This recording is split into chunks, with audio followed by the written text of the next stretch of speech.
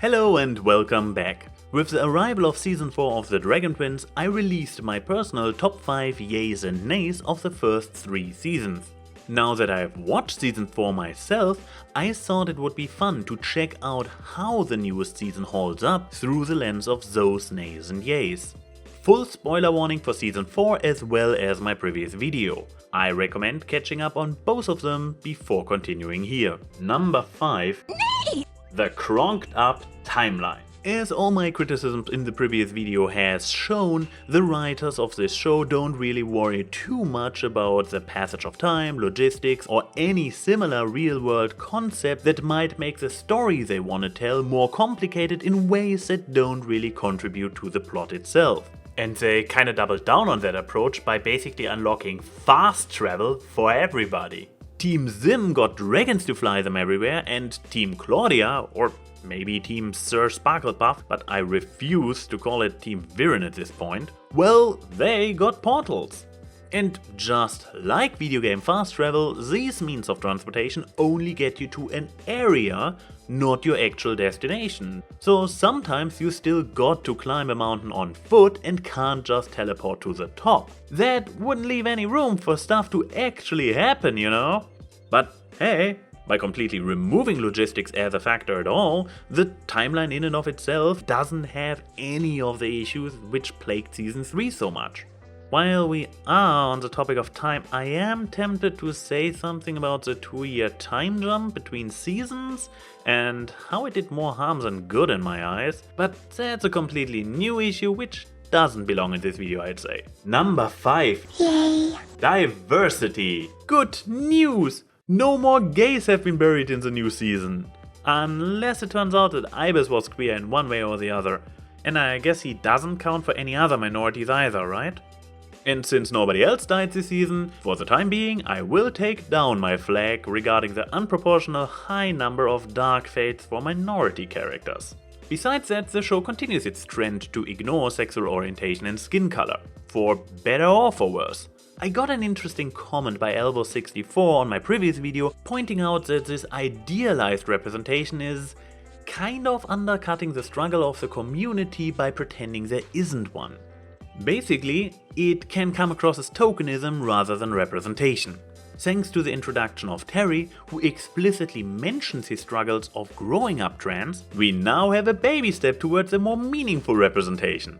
His struggles seem to be adorably tame compared to real life, but I'd argue that a sudden introduction of radical queerphobia into the world would not have gone over well in regards to tone as well as world building. Number 4. Neigh! The 3D. Yeah, that's a tricky one. We got some scenes, like the flying chase scenes in the uncharted forest, that properly utilize the more dynamic camera movements that 3D was made for. But the overall animation feels a lot more stiff and lifeless. And while watching the season, it turned to a running gag for me to point out whenever this character model was prominently placed in a scene.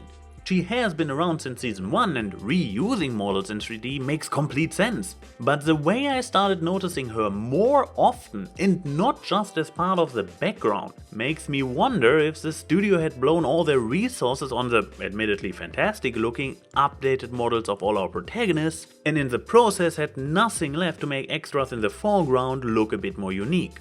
So yeah, 3D.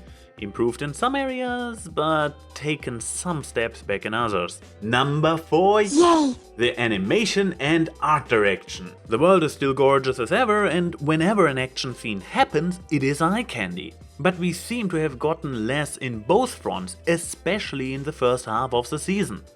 The show itself began with a chase scene through a rainy nighttime forest. And from there on out we barely got a single episode without an action set piece, a fight scene, or at the very least some Moonshadow Elf acrobatics. Similarly, after leaving Catullus at the end of the 3rd episode, the show could hardly go more than 2 episodes without introducing a new unique location to the viewers. In contrast, unless we count Amaya beating up some dancers, there is no noteworthy action in Season 4 until the battle between Claudia and Ibis at the end of the 3rd episode. Even Rayla seems to be outright reluctant to use her trademark acrobatics. And between the fact that everybody uses fast travel now instead of actually traveling, and that we spent the first 4 episodes only in familiar locations, we also got a lot less new scenery. I hate to say it, but when it comes to visuals, the new season is subpar up until the halfway point when the game makes it to Umber Tor. I can only guess that getting the final 4 seasons greenlit came with some heavy budget restraints, which hit here the hardest. Number 3. Neigh! Lord Viren, or the failed attempt at a nuanced villain. Well, the writers struggle to make Viren work continuous. But I dare to say they made huge improvements with him. They took his, not just near but actual death experience and his resulting PTSD as a wake-up call for him to reflect on his life and what he wants to do with his now explicitly limited remaining time. He even seems to develop a reluctant fondness of Terry. But overall, Viren still seems a bit unfocused in his portrayal. As if not just him, but also the writers try to come to terms with how cartoonishly evil he used to be, and to figure out who he is now and what he is going to do. I am a bit worried after 1 season of struggling and reflecting, he is just going back to his old self now that he did magic again at the end of the last episode. Or will he be able to retain some nuance this time around? With Claudia, the writers have clearly proven this season that they can write a compelling layered villain, or at least antagonist. I am legit curious to see how they handle Viren going forward. Number 3! Yay! The organic development of our main characters and their relationships. Given that this is the first season of a completely new batch, there have not really been any late game changes to the bigger story which the writers deemed necessary. Or at least I haven't heard of any. Relationship developments that happen off-screen during the time jump, like Corvus's and Soren's amazing bromance, or Claudia hooking up with Terry, don't really count here. The opposite if anything. I would have loved to witness these arcs play out myself. But again, this is a rant for another day. And do I have to mention that I am not pleased that they did introduce drama into Rayla's and Callum's relationship? Thankfully, nothing on Korra levels of stupid. Yet. Let's hope that mending the damage of the 2-year-long separation is enough drama for the rest of the show. Number 2. Neigh! Immersion breaking world building. Honestly, nothing really stuck out to me this season. Which, since we are talking about immersion breaking, is probably the best thing I could possibly have to say. I mean, there is this thing about the goddamn baker getting promoted to council member. I mean, what the heck? I get that Barrios is just a harmless comic relief side character, and I assume somebody in the writer's room just completely fell in love with him, which is why he got such a prominent role in season 3. But seeing this newest development, it broke my brain. However, I give him that. The role his brown sludge tarts got to play in appeasing Rex Igneous later on was brilliant. Number 2. Yay. An epic journey on par with Aang's. Ha! Ha ha ha! Let's just move on. Number 1. Okay, fine. It wasn't that bad. But the change in tone really disappointed me. Especially given how I called the Dragon Prince the true spiritual successor to Avatar: The Last Airbender over Legend of Korra, because it was a story of spunky underdogs on a journey with the odds stacked against them. And now Team Zim resembles more the weathered veterans voluntarily taking on a new quest for old time's sake. Thankfully, at least we don't dwell too much on politics like Legend of Korra did. But using the Dragon Queen herself as a mount doesn't really scream underdog anymore, does it? And honestly, a lot of the spunk seems to be lost, especially when it comes to Callum and Rayla. But I'll get to this one in a moment, right after. Number 1. Neigh! Badly executed key moments. Hello darkness, my old friend. I've come to talk to you again. Yeah, we had some of those again. Biggest offenders of this season have to be Team Zim's departure for adventure and the escalation over the Spirit Flame. Funny enough, both happening in the same episode. The former one is such a rushed, tonally inconsistent mess. We are going from highest of urgency to a relaxed discussion about Chekhov's sludge tarts, with everybody else standing completely still in the background, smiling serenely. And I guess Corvus just carries Ezran's travel backpack with him all the time, just in case.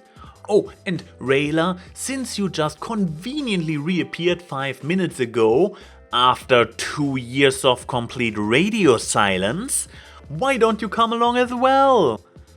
Ironically, the Spirit Flame theme is flawed in the exact opposite way. They managed to drag out this scene, which should have gone down in a matter of minutes, to last half an episode.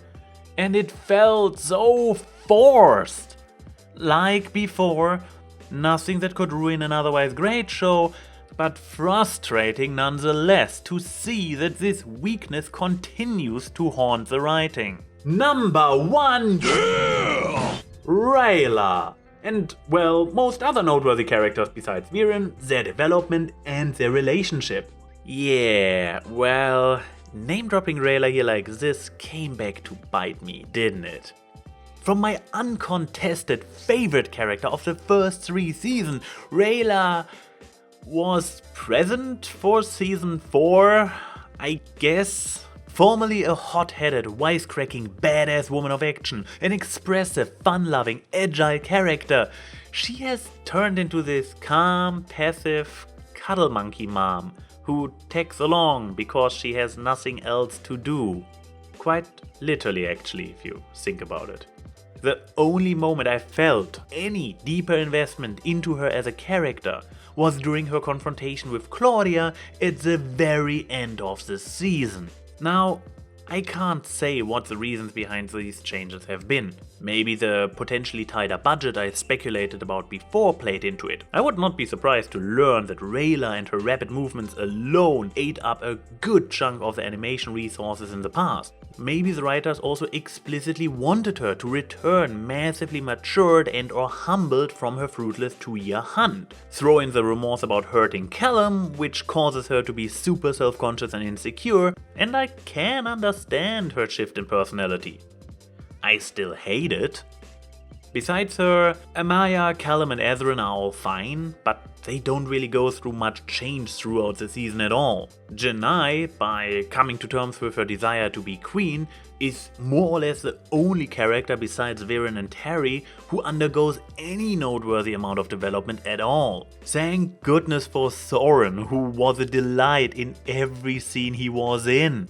And of course Claudia, who retains her adorable traits even as a fully committed antagonist. The addition of Terry, the singular new character of the season I care about, as her elven boyfriend and moral anchor lets us see a bit of her and, as I already mentioned, even Viren's humane side. Well, I know, all of this sounded a bit bitter and negative, but let me assure you, I still enjoyed the new season and am glad that the show got picked back up. It just struggles a bit to live up to the very high standards the previous seasons have established, and some of the changes to the show didn't align very well with my specific 5 yays of the previous seasons. Maybe I should give season 4 its own top 5 year Neigh list. What do you guys think? Let me know in the comments below if you would be interested in that. Until next time.